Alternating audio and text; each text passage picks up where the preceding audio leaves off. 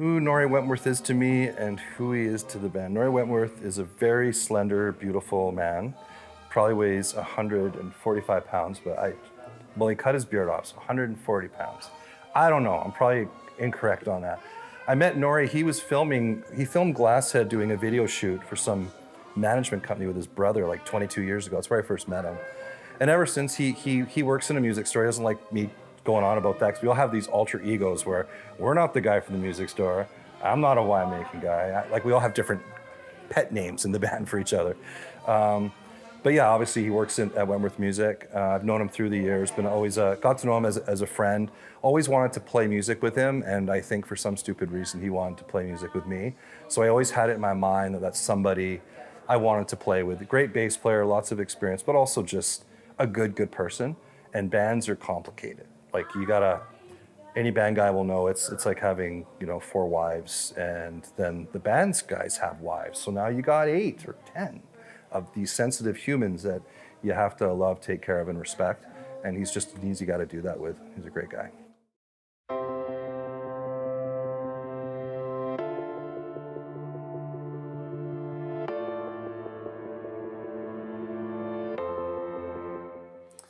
Welcome to this special edition of HeCast. We are so excited to be presenting our expose, our highlight of the band Properman.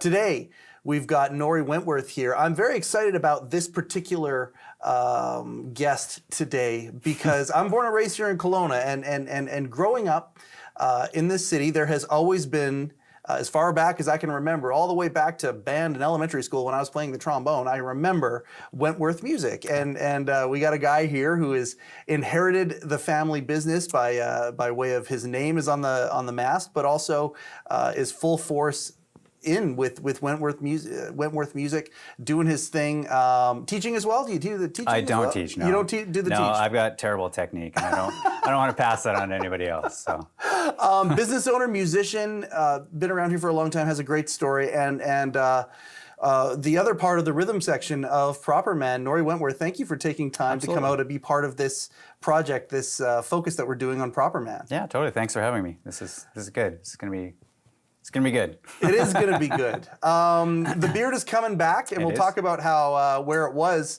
as we go through the interview here.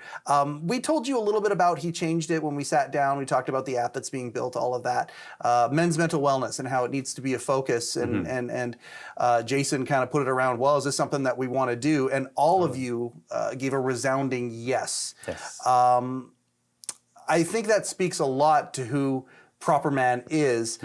You've been a part of a lot of bands growing up. You've been a musician, I would assume, since, the family business. Day one, yeah. You kind of started. Did you start right away? Like, are there pictures of you as a 3-year-old with a guitar or a bass in your hand? My first instrument was the accordion, actually, which was super popular apparently back in the 70s, and my dad played it, and it really intrigued me how it functioned. So unfortunately, my accordion career never really took off, but I switched from there to keyboard to guitar, and then as far as bass, I very quickly realized that there's a great need for bass players. There's a ton of guitar players out there. So I switched over to bass, and ever since then, I've been in many different bands. But you have. I can remember in my 20s growing up I would go to, almost every Sunday night, I would go to a place called Roses, which no longer exists. Yeah. And I would go watch Blunt play. Yeah. And I loved that band. It's local. There's something about local rock and local bands that there's a synergy that's just different. It's similar to indie, but you still get the connection and a deeper connection, I think, when you get local. Yeah. You took to it right away. Have you always been in a band? Pretty much, yeah. I think I was in grade 6 or 7, and I was playing at my brother's talent shows in high school, and then there used to be a teenage nightclub called Heartbreakers back in the early 90s, and I think I was 12 or 13, and went and played a show there, and yeah, just once you're up on stage, you get hooked pretty quick. So I was gonna say, you got a music store, part of that family business. You're part of that culture your whole life. You never really turned away from that. Was that something you always embraced?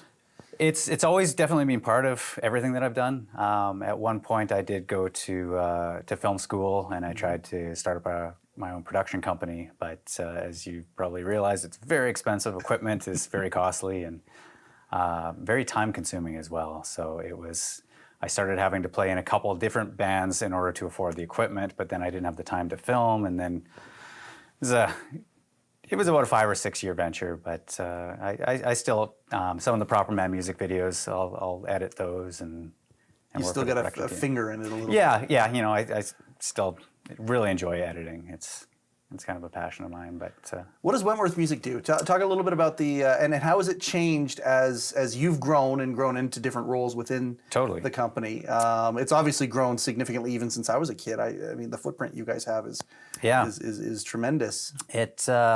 We never stopped changing and growing, doing different things.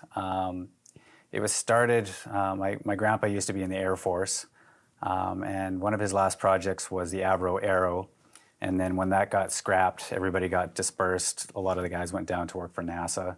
He decided to retire at that point. So he was an electrical engineer, retired to Kelowna, started working at the Capri House of Lights, which most people probably won't remember that. This is remember that. This is in the 60s. Okay. So I don't know why you don't remember that. Yeah, no, okay. That explains it. And, My parents might, though. Yeah, my dad at the time was a organ player and guitar player, and he started teaching guitar out of the back of the electrical store. And then he started getting more and more students.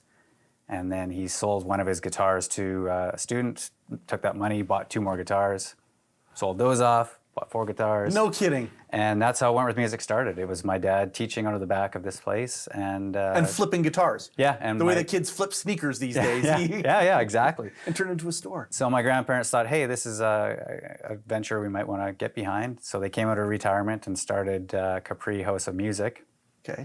which very quickly changed to Wentworth House of Music. And this is all a matter of a few months. Yeah. And then from there, it was like, you know, you'd see lights and a washing machine and a guitar and some records. And so it slowly changed from this electrical store over to a music store. Then eventually they expanded. They needed to hire another teacher as a piano instructor. Yeah. And they hired what turned out to be my mom. So my dad ended up marrying her, and then it just kept evolving from there. And, you know, add another employee, and then eventually myself and my 2 brothers got involved with the business, and we've grown it to where it's at today. So it's been since 1966. So wow. So third generation. Third generation. Yeah. And it has grown significantly. So what are the types of stuff that you guys do? My side of thing is sales. Yep. So we now have 3 locations: one in Vernon, Penticton, and Kelowna. Yeah. But we sell pretty much any type of musical instrument you can imagine. The other part of our store, which my wife now runs, is the education center. We currently have about 1,000 students. We had peaked at about 1,400 students, but then COVID kind of came along and wrecked And you're that. back up to 1,000 since? We're back up to 1,000, yeah. We dropped down quite a bit, but it's been growing quite a bit in the last couple of years. Wow. Yeah.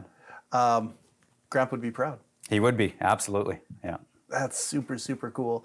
And yet the passion for music hasn't died in you at all. You just, No. this is a way to be in the music business, but at the same time, you're able to perform and do all these things. Yeah, it's I'm very lucky because it's, I was actually just telling somebody this the other day that I think it's important in everybody's life that everybody has 3 aspects of their life. You need your work life, you need your home life, and then you need some form of getaway, whether it's golf or the gym or whatever. Everybody needs that, and everybody's decent at something, right? Yeah. The thing for me is all 3 of those intertwine. So it's a good thing and a bad thing sometimes. Oh yeah, when it works, it works. Yeah, but when if it it's doesn't. crappy, then it also is impeding. That crappiness moves into the other 2. It's true, right? Yeah, You have a frustrating day at work. It's like, well, I can't go and work out at the gym. That's what most people will do to mentally change things over. But for me, it's like they're all intertwined. So yeah. Talk about some of the bands you've been in. What kind of music have you played? Have you played all sorts of music? Like, I mean, I watch even Properman is so eclectic. The different styles that intertwine just within your band right now. Yeah. Clearly, you've got some guys who have lived some life, and they're able to bring all these different elements of music and styles Totally. into what you're doing now. You've been in punk, you've been in rock, like all sorts of. Ever been in country? I have been in a country band. Yep. Yep. Yep. It's and that's the thing with music. If you pigeonhole yourself into one genre of music, you're gonna get stuck there and you're gonna get frustrated. And for any instrument, you're your own worst enemy. And you know, I will never sit down and listen to current pop country music. It's just like, it's not my thing. Some people will say you're crazy, but it's not my thing. But I love to play it. Yeah. But it's so cool that I can be like, hey, today I'm going to be a reggae bass player, and you have to think like a reggae bass player. Like, you know, likewise for every instrument, you have to think like that specific genre, and it puts your brain in a totally different spot, and it makes you a much better musician in the end. Yeah. So how many bands before Properman? I was probably in about 30 or 40 bands. My main thing for a really long time was just playing covers, because that allowed me to play every weekend. And the cool thing with covers is it forces you to learn every different genre. So, Right. you know, if you play at a wedding and it's like, hey, play that country song, and you're like, we only play rock. Yeah. You're not going to get booked quite a bit. Yeah. So yeah, I've 30 or 40 bands. I've been around the block. So, okay, now I think we've done a good job of painting the picture of what your life looks like. When does Properman come into your life, and how does it come into your life? Well, I'm sure you'll probably hear from the other guys of how they got into the band. Yeah. I've known Jason and Petri and Justin and Travis. I've known them all different ways. Like in you different guys, ways. Yeah. I love that about this. You know, being in Kelowna in the music industry for over 40 years, it's just like, You know a lot of the people who play. Yeah, exactly. Yeah. So Properman started with Petri was going through a hard time relationship-wise, and Jason really stepped up and said, hey, let's get playing again together, because they'd played in a punk band prior to that. Yeah. And then, I got a text from Jason just saying, hey, do you want to lay down some bass tracks? And over the years, I would get that message from Jason, you know, 10 years prior to that, it was the same thing. So I used to go over to his house and, just lay down bass tracks. And we were just having fun, you know, bring a 6-pack of beer over and just record. And then this band started the same way. And there was no ambitions to ever start a band. It was just, we were just recording and having a good time, and that was our getaway. You know, it was the weekend golf for some people, or you know, working out at the gym. It was a good release. Get your mind away from a relationship. Get your mind away from work. How important is that for a guy to have that in this modern world? You think about middle age now. I mean, we go through, we try and be kids at heart as much as we possibly can, but we have to do a fair amount of adulting. Yep. And Lord knows you've had to do that. Mm-hmm. How important is it having a release like that when it comes to? It is mandatory. There's no question of it not being even slightly important. It has to happen in everybody's life. And the people that I see struggling in life through different things, they typically don't have that. It's like work, go home, crack a beer, sit on the couch, watch TV. And it's just like, you gotta work out. You gotta, and by work out, I mean just have something, either physical or mental. You know, it's so important. And music is I think music is almost universal. The idea where if you play it, great. A lot of people don't play it, but you can experience it anyway. Like music is one of those things that, in my opinion, can be a shortcut to some of those things. Man, if I'm angry, I listen to some 9 Inch Nails, or listen to some stuff from when I was the stuff that I identify with that emotion. Totally. And it helps. It's almost like you have a tool to help you deal with that kind of stuff. Yep, exactly. And then playing it has another appeal to it. Playing in front of a live crowd, there's nothing like it. It's if you've never been up on stage with an audience cheering for you, there's this certain energy that gets directed towards you, and you can't explain it. There's probably something physical there that you can't or metaphysical. Well, and it's true. Like when you get positive energy sent your way, you absorb that, and you become more positive because of it. And it's euphoric. I've experienced it public speaking as well, and I've tried to explain it to people as well. And certainly Properman is a phenomenal example of this. I watch you do it.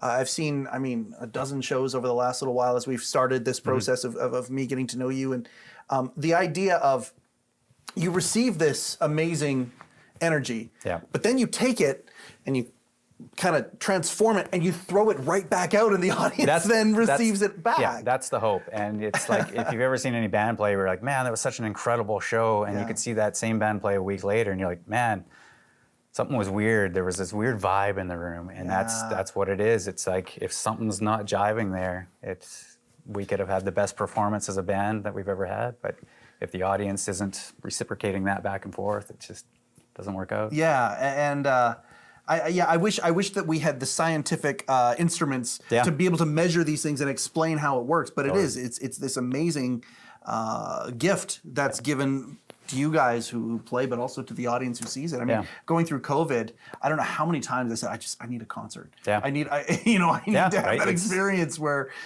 there's a communal thing about it. Even though it's a room full of strangers, and then that energy thing, it's so cool. Yeah. So that being said, you're laying bass tracks with Jay, having fun, getting these releases like that where you're hanging out with your buddies, you're doing something that you enjoy. That's great. I look around at this room here. I look at this. Was that ever an ambition that you did that come out of nowhere, or was it a Jason no, I got a vision for this thing, and we're gonna have a house that we can go and how crazy is this that you have this right now? Yeah, I mean, it was always stuff that we had talked about. Dreams? Yeah, exactly. And it's just, without dreams and ambitions, you always have to have some form of a goal. You don't have to have that, here's what I'm going to do, here's the end game, and then that's it. Right. A lot of people say, what's your 10-year goal? Sure. It's just it's great to have these little master goals, but I've always lived my life of let's set mini goals and just get on the path. Yeah. And I don't know if you've ever gone hiking in the woods where it's just I'm just going to get on this path and go for a hike for 2 hours. Yeah. And you might go, hey, well, I'm just going to walk that way. Oh, there's another path this way. I've never even considered that. What could you possibly be missing out because you were so set on this one end goal, where this quick little path over here might be the most beautiful waterfall, and you wouldn't have seen it because you were just so focused and fixated on that.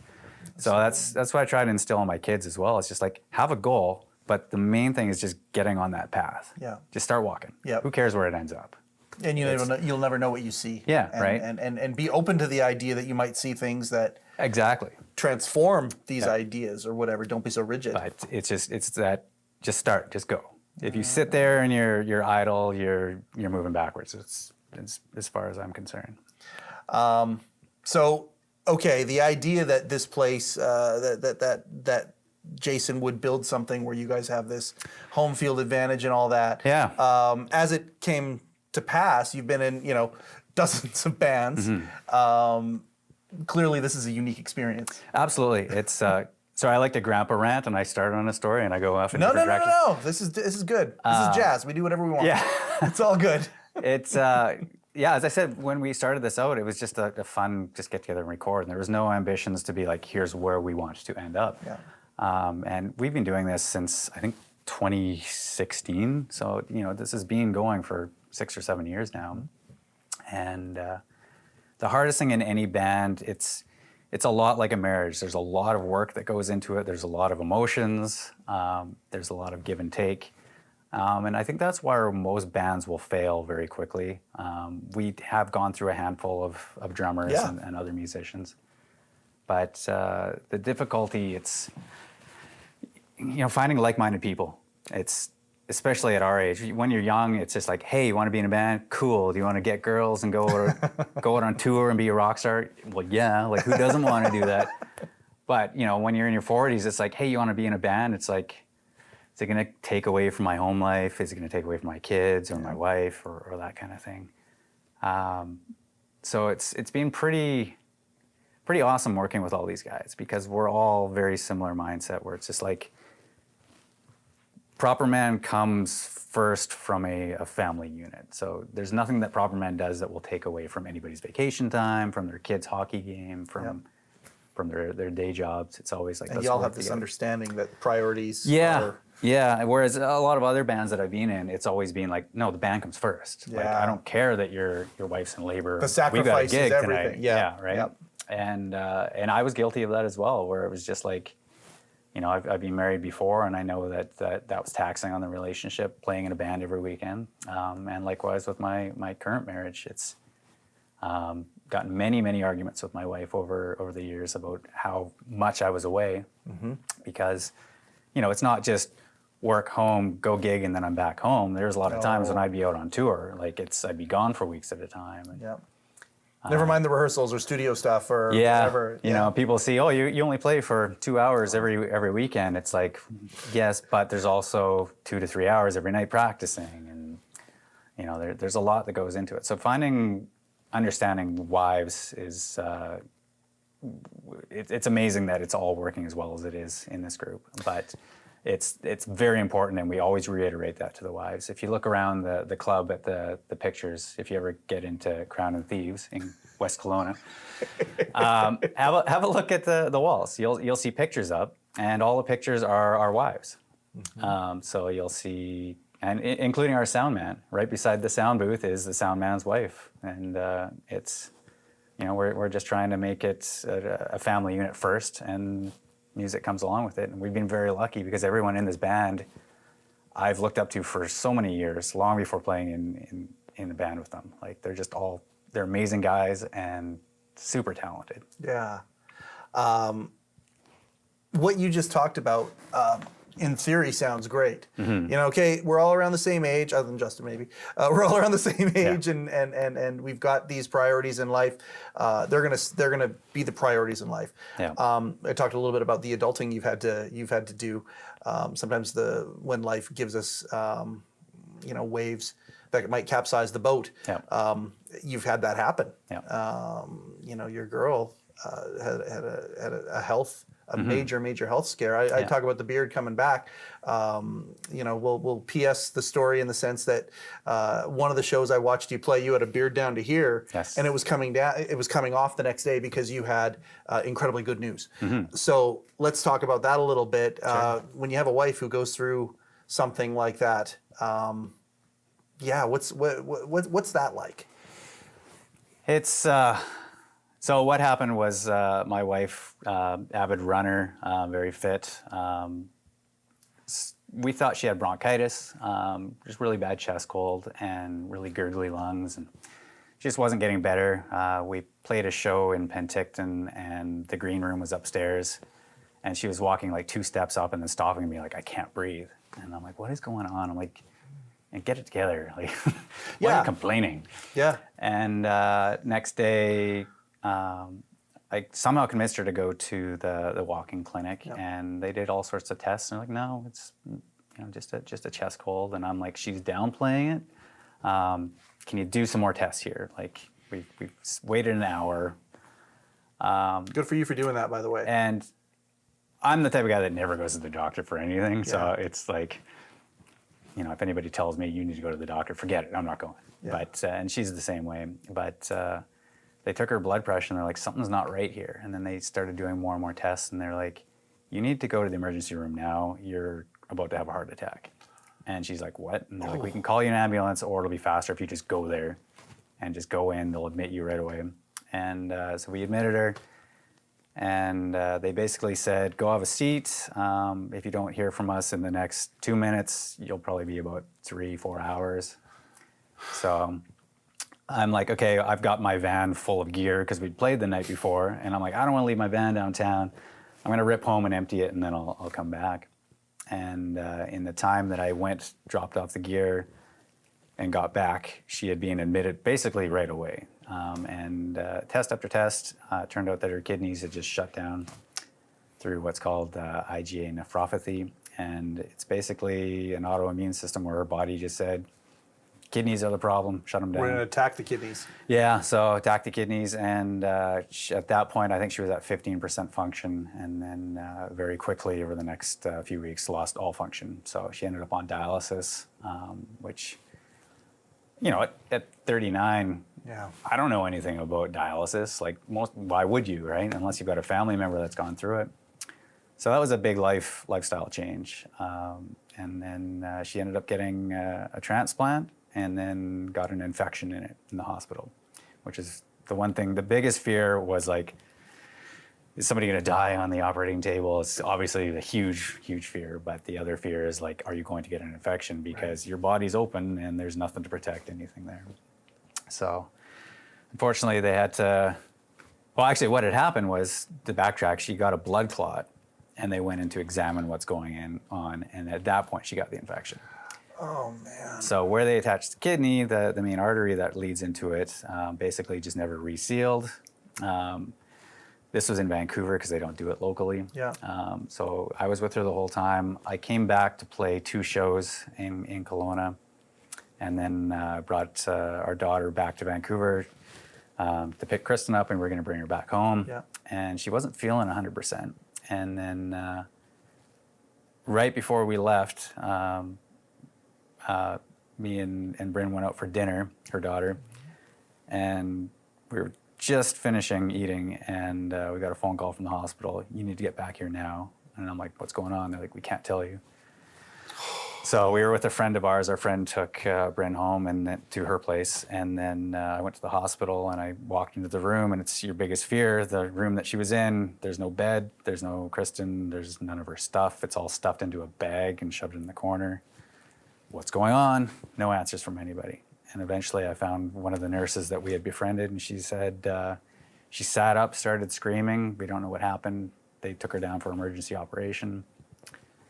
So it was a whole lot of sitting and not knowing, and having a 15-year-old along with me who's got extreme anxiety at the best of times, trying to keep her calm. And it's just like, it's scary. You got no control. You're getting no answers from anybody. Yeah. The person that you're there, and the worst thing was, I said to her right before we left was, don't go anywhere.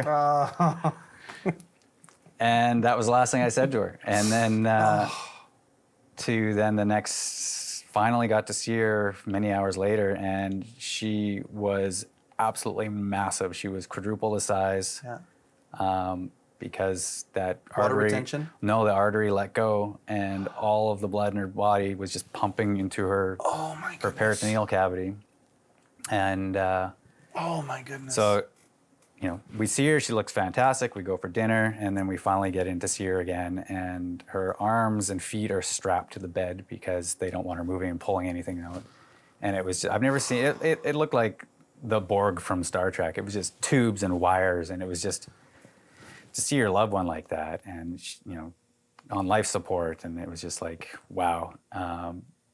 We were about to leave, and she was like, I'm not feeling that good. And I'm like, okay, we'll wait till tomorrow. And had we left, that would have been it. If that happened in the car, she would have been gone. Like, it was literally 10 seconds away from her being dead. So that was scary. And then she ended up on dialysis again, this time on hemodialysis, which eventually she trained to do it at home, which was awesome, because having to go to the hospital to do dialysis, it's a full-time gig. Like, yep.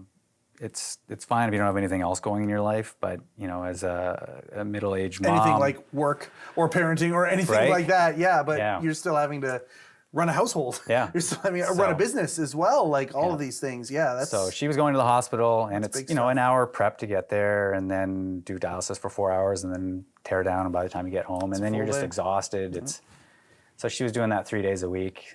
So luckily the hospital agreed to let her do it at home. So she trained to do it at home, which was awesome.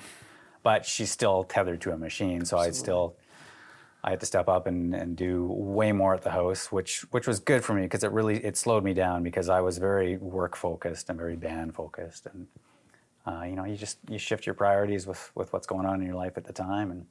And we've got 3 kids together, so it was making sure that they're all looked after, making sure the business is all looked after.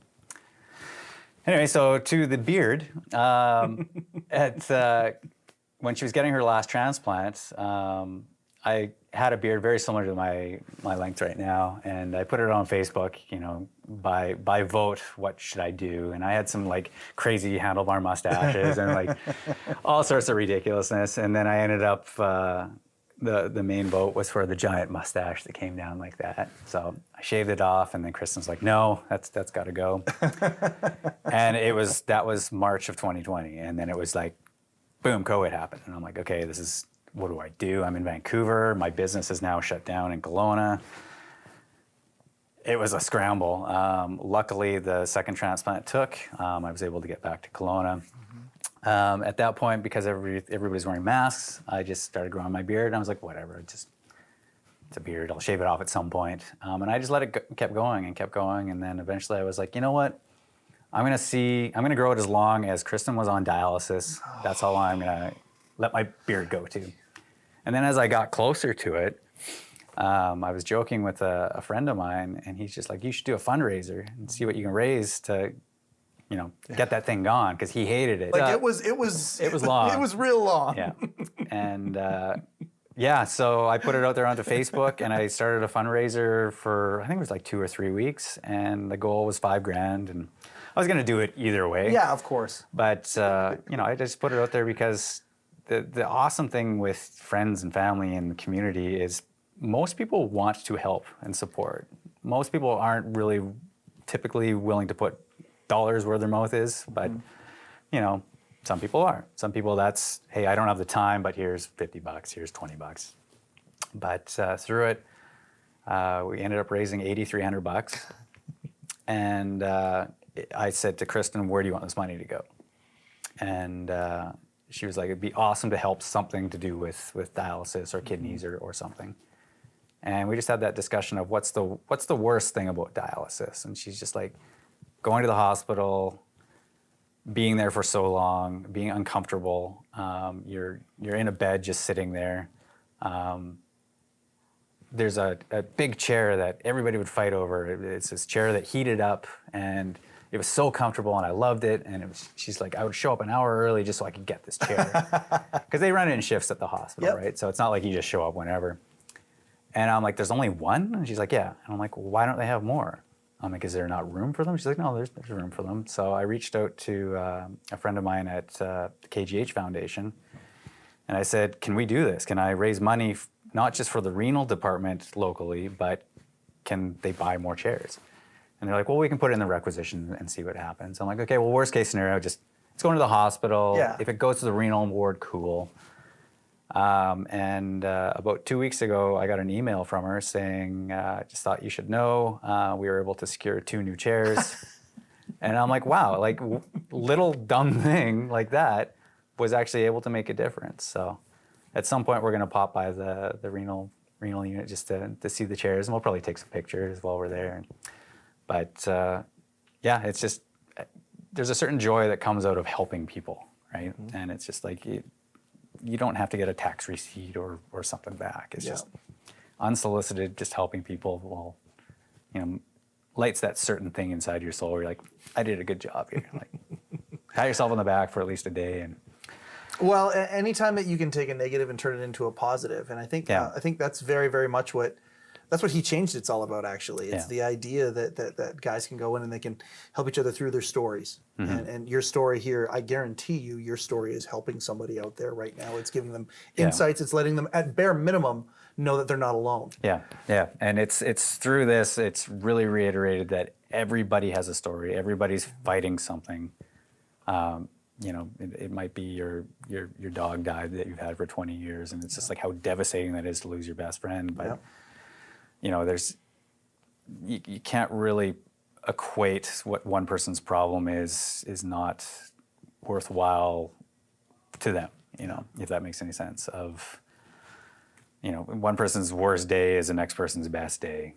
Yes. And it's just, you never know. And it's just like, just have some compassion for that person. And it's just know that you're not alone, and everybody has that. And having people to talk to was a huge thing, and it really solidified things in this band right here, because like we talked about earlier, that I've been in lots of bands, but they were just musicians that I got together with and played music with. Yeah. Like there's that spiritual connection through music, but with this group it's different, because they all they'll all go to the ends of the earth for any of us in the band, and it's it literally is a brotherhood more than anything else. So it's a special band, definitely. It's a special band for all sorts of reasons. One of the things that I love as you are specifically moving forward as a band, and I mean, I've heard some of the new material. I want to ask you a couple questions about that in a minute here, but the idea that when you go to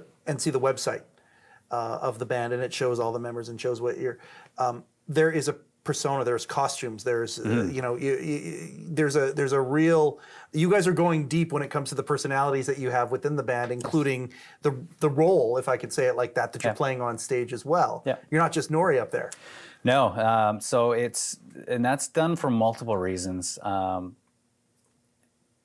Jason is the singer of Properman. If that's all he was, that's amazing. But Jason also owns this winery and also owns multiple wineries and a brewery and. Like he's an amazing person and he's got a lot going for him. But when he's up on the stage, he doesn't care about any of that. And same thing for me with my business. I've gotten it over the years, well, of course you're in so many bands because your family owns this and you get all the gear for free and you do this and you do this. Glad we're talking about this. This is good. I was raised I get zero special treatment because what is that going to get me in the long run? You work for everything that you have and it pays off in the end. And that was my upbringing. And for everybody in the band, it was that way. Like none of us were placed going, here's your golden spoon, off you go. In fact, sometimes it's the opposite. Yeah. Being as part of the family, you're actually held to a higher standard. It is true. It is true. So over the years of playing in bands, as soon as people started finding out who I was or what my background was, they would look at me differently. And it was just like, no, I'm nighttime Nori. I'm not daytime Nori. So that was always my joke. It's just like nighttime Nori is a complete goof. He gets up on stage and has a blast and parties, and daytime Nori is like no smiles, work, nose to the grindstone, just get her done. And we all have our own stage personas. Like my name's Slim Pickens in this band, and Jason's is Norm Schooling, and Justin is Killer, and Travis is Ashley Bannister, and Petrie's 29. So it's just like, no, we want to be Properman. We don't want to be the other people. And what that allows you to do is you are no longer doing that intertwining of, I'm a business person and I have this going on and I've got this emotional problem at home with my relationship and my wife just left me. It's like when we're up on stage, it's leave it at the door and we are a totally different thing. And it's been difficult to develop that over time. I was gonna say, have you done that in any of your other 30 bands? Have you ever done anything like that, or is this Yes, new? I have, and I didn't recognize it until recently that I was doing it. Oh, that's interesting. Because as soon as I start playing, it's like your eyes roll in the back of your head and roll back as a different view and a different perspective. But not so focused with a name and a specific awareness. No, and so exactly. that awareness is showing up. That's cool. So it's I've had conversations with Jason about that as well, where it's just like his difficulty is he lives so close and he works so close. I don't know if he has that time to transition in between that. So when we start those first songs, if your head's still in home life, you're gonna have an off night because now you're just you're out of place. You're like, how am I gonna remember the words? Like, am I gonna sing on key? Like, what are the notes? So it's super important, and it's a weird phenomenon. You just twist your brain into going, I'm a different person. I'm Slim Pickens. Yeah, right. And you see it with other bands as well, that like Kiss or Slipknot. You know, like all those guys. It's just like, why are they doing that? Is this just a gimmicky thing, or is this them becoming that persona? Yeah. So if their persona is that rock star, maybe they weren't able to do it without that mask there. Oh man, that's I love that element of this. As we close out, I want to talk about a little bit about the new material. Specifically, I love what you guys are doing. It's sounding really, really good. I want to talk about the song "Bloodless." Yes. What does that song mean to you? That song has a whole lot of emotion. You can hear it in the lyrics more than anything else. When I first heard what was being brought to the table, because our recording process is a lot different than a lot of other bands, because we are middle-aged. We all have daytime jobs and relationships. We don't just go out into the studio for weeks on end. It's usually email circle just going around and around and around, and I'll add in this part, and then he'll add that, then I'll take, and it goes around and around for months. So it's a very time-consuming process. That's kind of fun though too. Like, what's gonna, like, okay, I got this. What's gonna come back? You know? Yeah, Like, it's like that story where everybody adds one word, and then at the end of it, cool. you've got this whole story, right? This Bloodless, I think, was mostly Travis had almost everything done already, and then he showed it to Jason. Jason added in the vocals, and the demo that they sent to me, immediately the hair on my arms was standing up. I'm like, wow, musically, there's an emotion there that's so dark and raw, and then the lyrics and the vocals, it's just incredible. So at that point, I'm like, because I talk a lot with Justin, the drummer, because he works with me at the store. yeah. And it's always a lot of like, which direction do you want to go with this? Like, we're trying to be an 80s new wave sounding band, but Justin's a really hard hitting drummer, and my upbringing, he pounds those things. Like, I love, early to mid 90s alternative music. That's what I grew up on, and I'd love to play that music. But so we all add our own flavor. But with this, it was Justin and I didn't really talk about much. It was just like, no, just play to the song. He did his thing, and usually all of us have ideas that we say, why don't you try that? Why don't you try that? But with that song, it was everybody just did their own thing. Nobody gave any input outside of that. I went into a really low tuning on my bass, and I picked up a bass that I don't record with that much because it's a really edgy sound, which doesn't work with most Properman songs. But so for my part, it was just like I wanted it to be low and raw and simple, and just going into it, and it was pretty much one take. Just went to the studio, recorded it, and it just came together really quick. And those are the best songs, the ones that come together really quick. I'm very grateful that you've taken time to do this today. You've taken time out of your thank you. out of your business's workday to do this today. I guess want to close a little bit. Is what does Properman mean to you? Oh, it's very important. Like, I don't even know. I mean, I don't want to say it's everything, because there's lots going on in my life that are positive. But if I didn't have that, I would definitely try to play. I always play music. I try to find other people, but to find the same mindset that we've got with these guys, it is something special, and it's been developed over a really long time, and it's something that will last all of our lives. It really is a special band. It's The title is perfect. As far as I'm concerned, the band's name is just that's one of the reasons why this project felt so synergistic to marry the idea of men's mental wellness and this band named Properman. It just seemed so. It seems so perfect, and it is so perfect. I just appreciate you doing this. Yeah, totally. We'll finish off by Kristen as well now. We saw her at Costco the other day. She's doing great. She's doing amazing. She's 3 years into her latest transplant. Yeah. And they were both live donors, which is another cool thing. Oh, wow. And these people don't get any money. They don't get anything. They don't get any special accolades. They both stepped up and donated one of their kidneys to her. That's amazing. But yeah, she's doing amazing, and knock on wood that kidney's gonna last her the rest of her life. Yeah. Thank you so much for taking time to do this. Yeah, He Changed It is better because we have material like this and stories like this and guys who are willing to share their story. Yeah. When it comes to, I've learned a lot in the idea of technology and social media apps and things like that, which is, He Changed It is sort of in that category. It's kind of not really in any category. It's kind of an amalgamation of different ones. Yeah. But there's a lot of guys, when it comes, especially men, who sit back, but they will observe, especially when they're in a place of vulnerability. Yeah. And vulnerability is one of those things. It's 100%. Guys are, we're known for not being vulnerable. Yeah. Unless we've gone through something or we know how to do something, and then we're willing to share that with other guys because we've gone through it. Yeah. You've certainly been an example of that today.